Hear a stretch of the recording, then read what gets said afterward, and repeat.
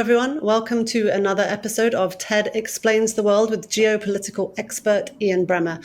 I'm Helen Walters from TED. Today is October the 6th, 2025, and this week sees the second anniversary of Hamas's horrific attack on Israel and Israel's devastating response.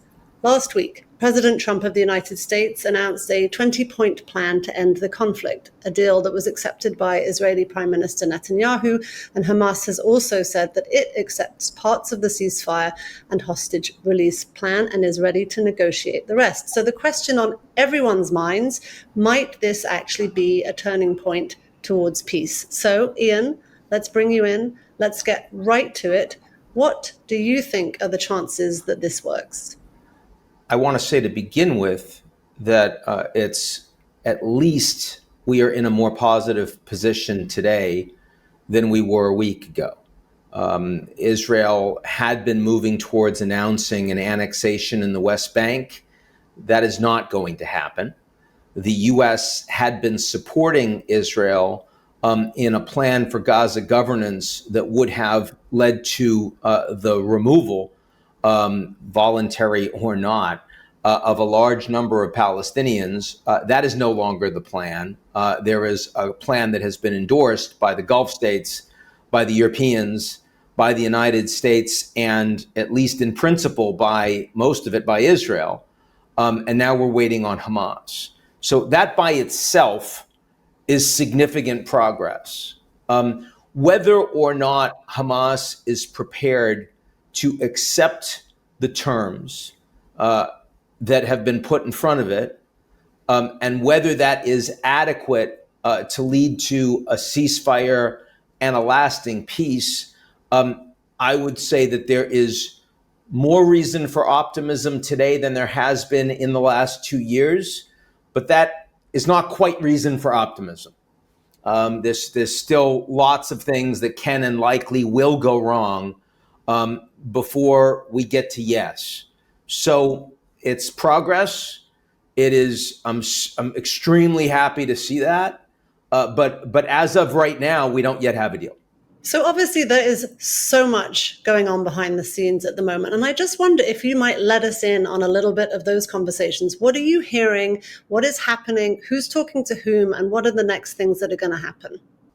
Well, the most important things that have happened is that the Gulf states had a summit meeting with President Trump. It was very productive. It was very warm. These are some of the leaders that he is personally closest to, and Jared and his family member, his most trusted advisors like Steve Witkoff, are closest to. They are politically very aligned in the near and medium term.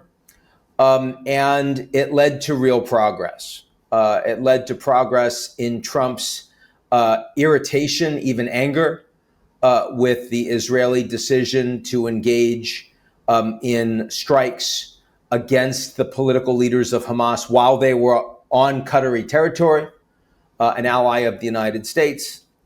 And it led to an agreement, this plan that was announced between the U.S. and Israel in the Oval Office that Netanyahu accepted almost all of, with a lot of pressure from the United States. So the first thing that's happening behind the scenes is that Trump's alignment with the Gulf and his effort to ensure that there are strong and durable relations, even as things have happened that they really don't like on the ground, in Gaza, in Qatar, more broadly. That is very real. That was, we'll remember, the first trip that Trump made as president when he was first elected back in 2016, and he was there in 2017, was to Saudi Arabia when all of the Gulf leaders came together and he touched the orb and the whole thing.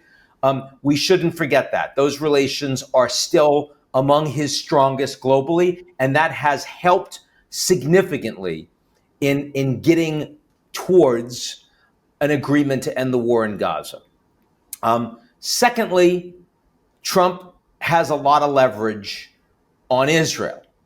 And so far, he's been very reluctant to use it. Trump has acted very unilaterally when you'll remember Trump directly engaged in bilateral negotiations with the Iranians. He didn't ask permission of Israel to do that. He didn't coordinate that in advance with Israel. He directly authorized negotiations with Hamas to get an American hostage released.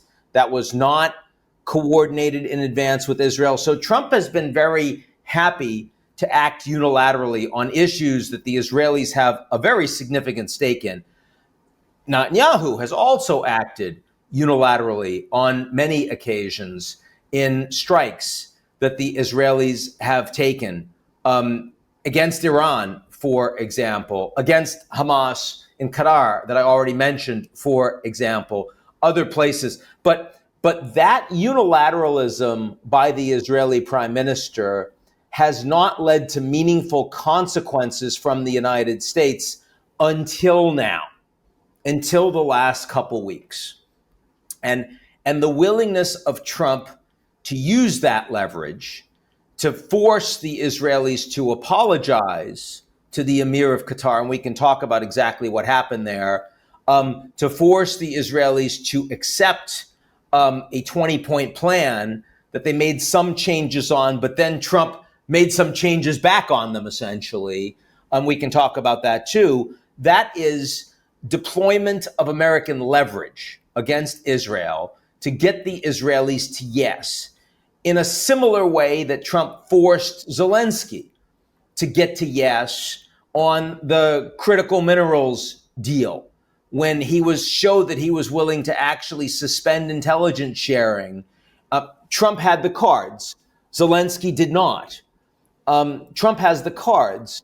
Netanyahu does not. And if Trump is willing to deploy that leverage, then Bibi really needs Trump for his ongoing elections and his political support, not to mention his national security, in a way that Trump doesn't actually need Bibi, even though Trump is very personally aligned towards Israel. And that matters, and we're seeing that play out. So that's really, I think the behind the scenes has been about that. It's been about the U.S. Gulf relationship. It's been about the U.S.-Israel and particularly the U.S.-Netanyahu relationship. So then there are plenty of talks happening now. What are the next steps for this peace process? Who needs to be brought in, where, by whom, and how? Well, there are talks. You and I are talking right now on Monday, and there are talks going on right now in Egypt between the United States and Israel and Hamas, right? And I mean, these talks intermediated, right, by the Egyptians, by others, are extremely important. And frankly, by the time this airs, we're going to have more information about how successful they've been. But I mean, we have to get from the 20-point plan that Israel said yes to an agreement in principle that Hamas accepted, but was not the same as the Israeli plan, but that Trump immediately said, yes, they want peace. And so Israel, you've got to stop bombing. And Israel in return basically stopped bombing. And now they're sitting down to figure out the places where they say they agree, but they don't quite agree. There are a lot of details that require the United States to use leverage they have with the Israelis and leverage it's unclear they have against Hamas, not because Hamas is powerful, they're not, but because Hamas, increasingly is acting like a bunch of dead enders that, not only don't have trust for anyone, but, is facing assassination and the end of their organization. So they, in a sense, have much less to lose, and that makes them harder to get over the finish line. It makes them incredibly dangerous, it feels like, and it feels like this could all slip away. But who do you see then if Hamas does agree to stop, say, who emerges as a Palestinian leader?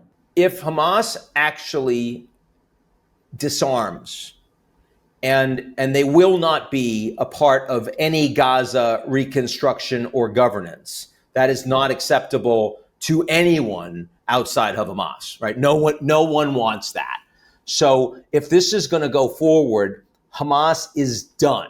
Doesn't mean there won't be radicals that aren't a part of any governance structure that will still have some kind of allegiance or fealty. Doesn't mean it won't morph into some other organization that doesn't recognize the right of Israel to exist. But that won't be Palestinian governance on the ground in Gaza. And Palestinian governance is going to morph into once a ceasefire is agreed to, and that may be soon and it may not be soon, but when it happens, you're going to have a technocratic group that is essentially put in place with approvals of the United States and the Gulf. It'll be paid for mostly by the Gulf. It'll be administered in the near term, perhaps by Tony Blair acting as a temporary governor who has a lot of support from the United States, from Trump, from Jared Kushner, and from the Gulf states, who he has been engaged with at the highest levels. It's been the biggest part of his business for well over a decade now. And the security will be provided not by Palestinians, but probably by the Egyptians, perhaps by some UN peacekeepers, paid for again by the Gulf states. So we're not yet, this is not a state. This is a governance model without elections.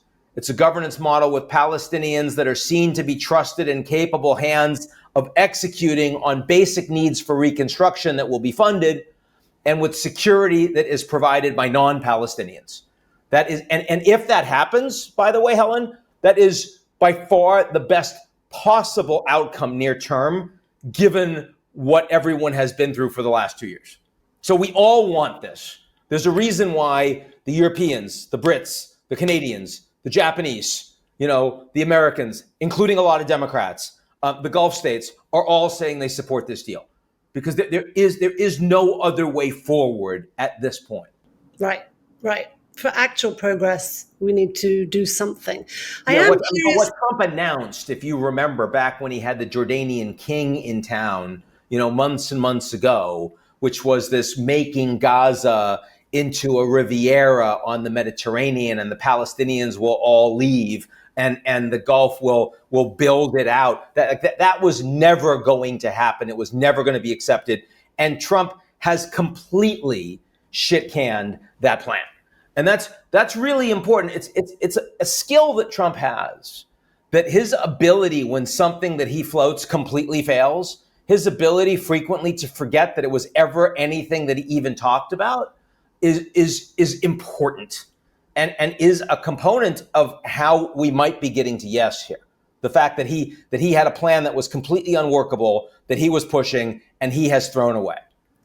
But isn't it fair to say that they're calling it the Board of Peace, I believe, and just to flag that the governance that you describe, if it's led by Tony Blair, who's a Brit, it's supported by the Americans.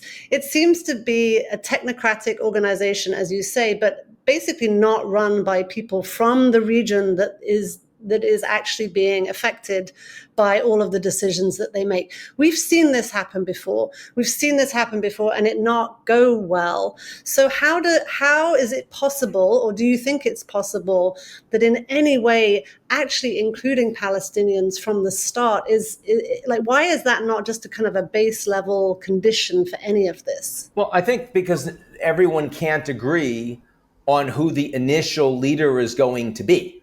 And picking Palestinians to be in charge from day one made it a lot harder to get everyone on board. That is the reality. And I'm not suggesting this is ideal. I'm not suggesting it's permanent. I'm not suggesting it's where we're going to be in a year.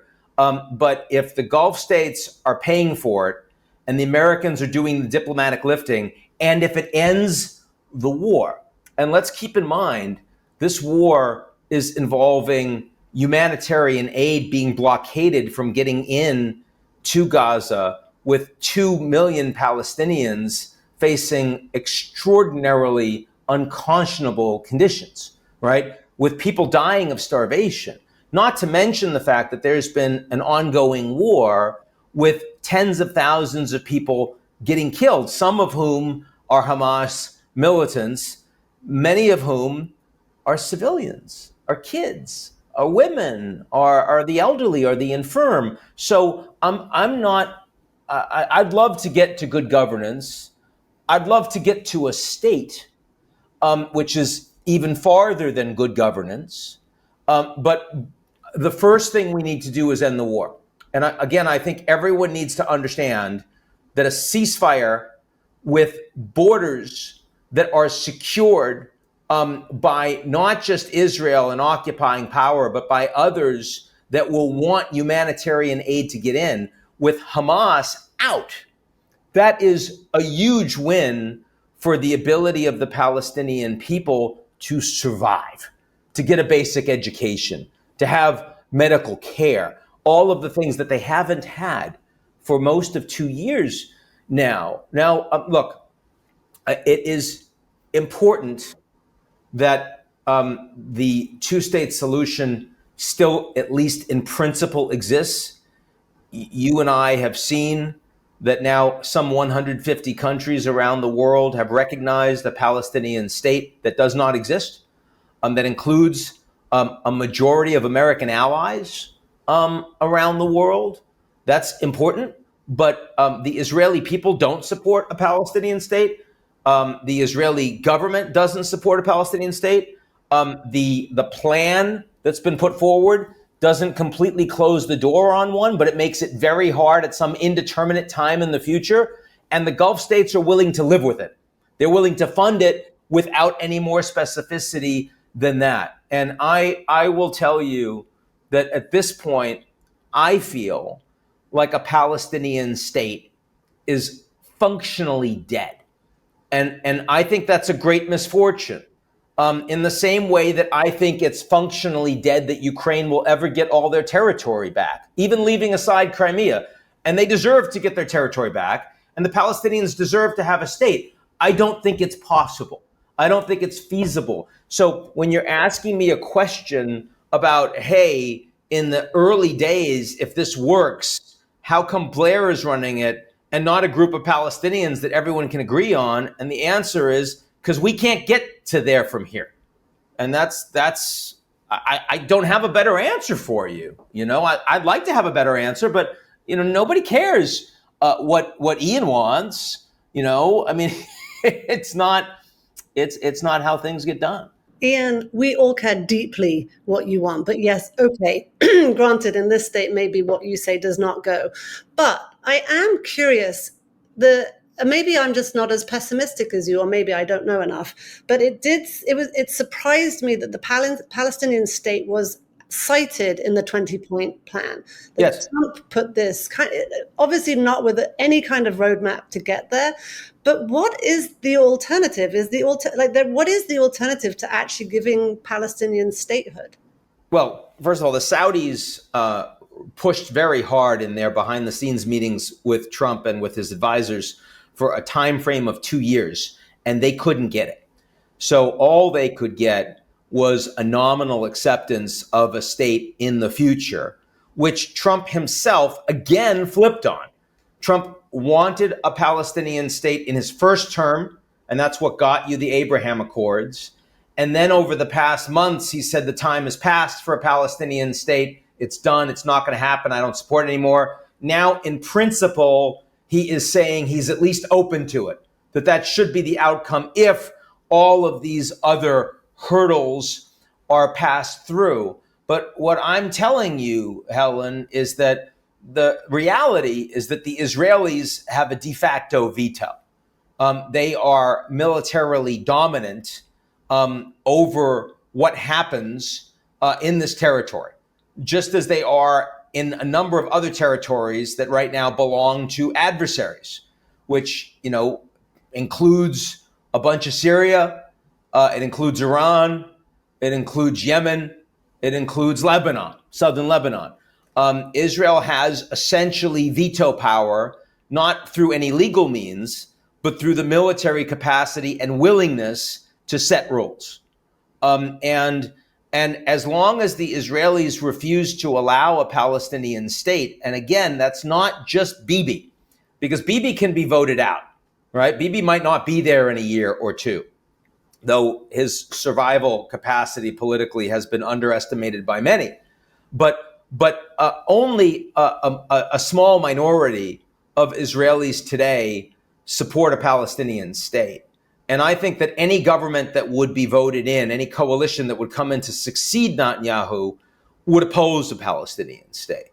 And so I don't see it happening. Now, absent a state, can you have a governance model where local Palestinians have control of sectors of the bureaucracy, of a civil society, of distribution of humanitarian aid, of hospitals, of a whole bunch of things that feel state-like, but they certainly don't control a military.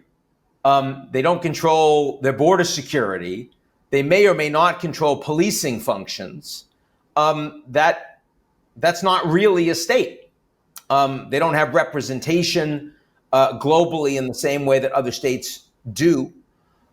So I think that what we're looking at is some kind of halfway house of Palestinian local governance with significant oversight, constraints, and resources that are being provided by and imposed by external actors. But the key point is that those external actors are not Israel. They are not seen as enemies to the Palestinians on the ground.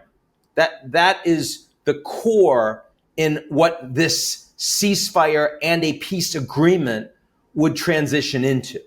So you described pretty eloquently the state of the world for Palestinians over the last couple of years. Many people are describing it as a genocide now. It's clearly been catastrophic.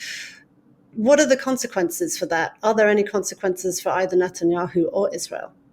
The consequences for Israel so far have been pretty limited. Yes, a whole bunch of countries recognized a Palestinian state. It is true that there have been some limited economic costs that have been imposed. Norway, which has the world's largest sovereign wealth fund, has taken Israeli investments in certain sectors out of their portfolios. One could argue that has downgraded the value, the shareholder value of some of the Israeli economy as a consequence. There certainly has been major economic consequences of fighting the war, because the Israelis have been on a war footing with a lot of very talented Israelis, small population that otherwise would be involved in the technology, the knowledge, and the service sectors, and they're not. Or they're doing two jobs. In many cases, they're actually doing both. And that has meant that the Israeli economy has been functioning as poorly as we've seen in decades in terms of growth and productivity, except during the pandemic. So that's been a consequence. Now, in the last 2 weeks, the potential for those consequences to become more severe has grown. The Emiratis, who, of course, signed the Abraham Accords on the back of promises that a two-state solution would happen, created a clear red line that if the two-state solution were to be destroyed through an annexation or through a Gaza occupation that led to the removal of Palestinians, that they would exit the Abraham Accords. And on the back of that, and having met with the Emirati leadership, President Trump publicly posted that they would not accept a annexation, that there would not be one. Now, this is a decision that, however disagreeable you may find it, was a decision that Bibi was prepared to make unilaterally with the support of his war cabinet and his government, and Trump made it for him. So Trump basically said, sorry, Bibi, you don't have sovereignty over that issue. I make that rule. That's a pretty big deal. Now, Netanyahu came to the White House. You saw that he read a letter. That letter was an apology to the Qatari emir. That letter had been drafted at the request of Trump by the Qataris. So they gave the letter drafted by the Qataris to Netanyahu in front of Trump on the phone to read. And by the way, a senior advisor to the Qatari Prime Minister was in the Oval Office watching Bibi do that when he did. That's a humiliation for the Israeli Prime Minister. It said you thought you had sovereignty in making that attack against Hamas political leadership in Qatar. I'm saying you don't. You now promise that you won't do it again. You're sorry that you did it. And there's an executive order from Trump, unprecedented, providing for economic, diplomatic, and if necessary, military American support to defend Qatar in the event of an attack, any attack. So what we're seeing is that Trump has imposed direct consequences against Bibi and direct consequences against Israel that we could say are actually limiting the sovereignty of Israel. Now, I mean, look, in an America First world where the United States is still providing enormous intelligence to Israel and vice versa, the U.S. is spending billions of dollars on Israel's defense capabilities, not vice versa, providing a lot of technology to the Israelis to help defend them, and the U.S. is not doing that to that extent with any other country around the world, then clearly the U.S. has an enormous amount of leverage. And Trump is showing he's deploying it. Final point, Helen, there is the potential for other countries to engage in more leverage. We've seen talk of the Israelis being booted out of the Eurovision contest by the Europeans and countries saying they'd boycott if that didn't happen. We've seen talk of Israel being booted out of the World Cup and FIFA. I've spoken with many European leaders with talk of sanctions, talk of refusing to allow Israeli citizens visas, all sorts of things that would feel to Israeli citizens like isolation. It would feel to Israelis that their prime minister was leading them down a path of Israel being treated the way the Europeans treated South Africa during apartheid. And that could easily lead to Netanyahu being voted out. But the reality is that this peace plan, which Israel has now accepted, takes a significant amount of that pressure off. And if Hamas goes ahead and accepts that outcome, then Israel can be back, I wouldn't say in the good graces of the Europeans, but it would certainly be more normalized and more stable. And if Hamas refuses to accept these terms, then Hamas is going to bear the blame for the deal falling apart. So I think that the consequences clearly have come from the United States and not from anyone else. Thank you so much for describing that phone call. What an extraordinary vision.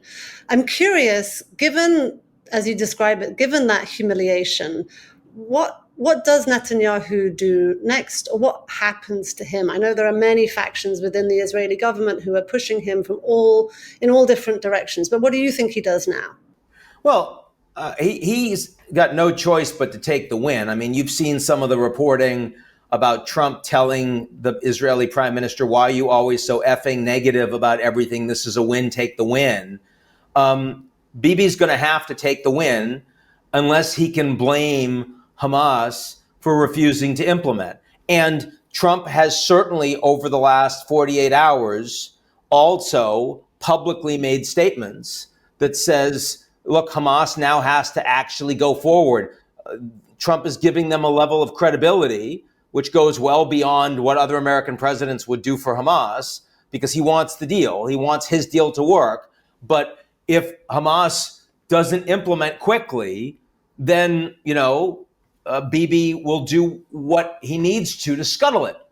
And then we're back to the status quo ante with the exception of the constraints on Israel that I mentioned before, but they're not very big constraints. If the deal goes forward, he's going to have to accept it, and his wings will have been clipped, and he will need to be more careful with the American president than he was with Biden historically, and with other presidents historically, including, frankly, Trump first term and Obama, and I mean, heck, even Bill Clinton. I mean, look, Bibi has a long record of dealing with American presidents and being very savvy in getting a lot more out of them than his leverage and his diplomatic throw weight and economic importance would normally have presumed. And again, it's not like Bibi has 60% approval ratings in Israel. He doesn't, not even close. But Israel's not a two-party system. It's a multi-party system. And he continues to have enough support to maintain a coalition with the far right. And he's given that coalition a lot. He has succeeded militarily in blowing up Hezbollah. He has succeeded in taking out Hamas's military leadership. He's failed in taking out their political leadership. He has succeeded even in rolling back Iran's nuclear capabilities, something you and I have talked about extensively, by perhaps 18 to 24 months. It still looks like that is indeed what we talked about before. It looks like the best intelligence we have on that. And at the same time, he's been supporting the settlers in the West Bank, continuing to annex illegally more and more territory incrementally without formally recognizing that annexation is legally Israel. So, he is not in a weak position right now. I kind of wish, part of this issue, of course, is that Bibi has ended up, essentially attached to a religious fundamentalist extremist view of achieving a greater Israel, what the far Israeli right wants. And he's done that not because that's his long-term perspective of what's best for the country, but because it's the only way that he personally can stay in power and avoid jail.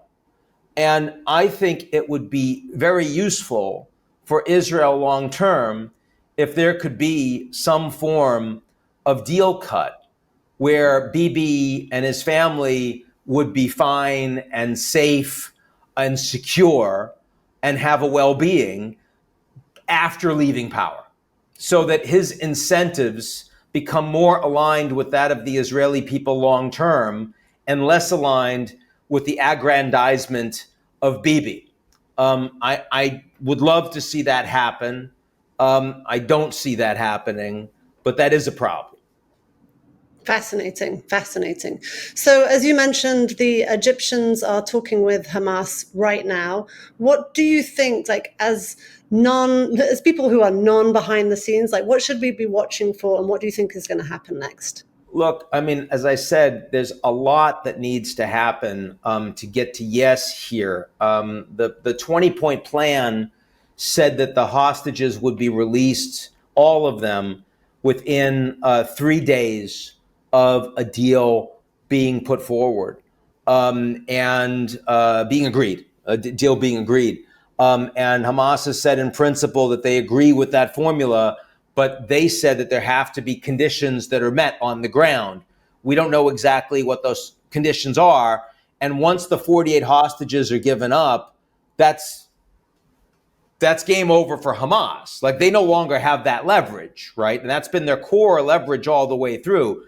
Despicable, illegal leverage, but nonetheless.